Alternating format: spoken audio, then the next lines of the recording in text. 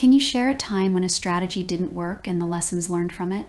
I'd like to quote Thomas Edison, who said, "I didn't fail 1,000 times. I found 1,000 ways that does not work." There's a mindset change to have here. Obviously, when you try something, you should have the hypothesis that it's going to work. Otherwise, you're just going to test everything. But you have to understand that as long as you haven't tested, you don't know if it's going to work or not. And so I think the mistake that often people do is that they put too much confidence in their new ideas and they sell it as the solution to the executive before even testing it. And so the big problem, I think, is expectation management. When you test something new, you have to make sure that you manage expectation of your stakeholders, saying, hey, this is why we think it's a good idea, and now we're going to test it. But as long as we haven't tested, we don't know if it's a good idea or not.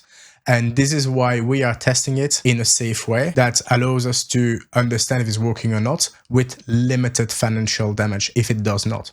And then also put emphasis on the cost of not knowing the answer. That's extremely important. For example, on the incrementality test, some people will say, oh, it's very expensive. It costs a lot of money, yes. But there's also the question of like, how much does it cost for you to not knowing the answer? And so once you get into that mindset and you managing expectation of your stakeholder correctly, and you get into like that proper testing framework and mindset, then everything is much easier. And then a failure is not a failure anymore. It's just one way you found out that doesn't work.